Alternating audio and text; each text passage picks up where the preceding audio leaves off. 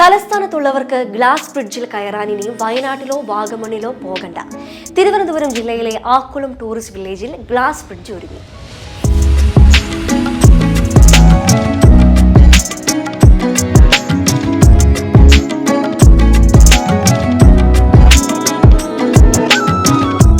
Akkulam tourist വില്ലേജിന് മുകളിൽ നിന്ന് തുടങ്ങുന്ന ഗ്ലാസ് ബ്രിഡ്ജിലൂടെ നടക്കുമ്പോൾ സന്ദർശകർക്ക് താഴെ വ്യോമസേന മ്യൂസിയം അടക്കമുള്ള കാഴ്ചകൾ ആസ്വദിക്കാനാകും.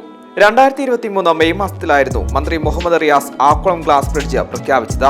പിന്നീട് ഈ അടുത്താണ് ഗ്ലാസ് ബ്രിഡ്ജ് നാടിന് സമർപ്പിച്ചത്.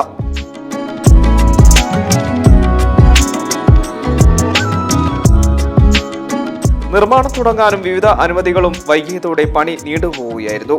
വിനോദസഞ്ചാര വകുപ്പിന് കീഴിൽ വരുന്ന ആദ്യ ഗ്ലാസ് ബ്രിഡ്ജ് എന്ന പ്രത്യേകതയും ആക്കുളത്തെ ഗ്ലാസ് ബ്രിഡ്ജിനുണ്ട്. അഡ്വഞ്ചേഴ്സ് ആക്ടിവിറ്റികളും ചിൽഡ്രൻസ് പാർക്കുമുള്ള ആക്കുളത്തേക്ക് കൂടുതൽ പേരെ ആകർഷിക്കാൻ ഗ്ലാസ് ബ്രിഡ്ജിന് സാധിക്കുമെന്നാണ് വിലയിരുത്തൽ. M5 news, Thiruvananthapuram.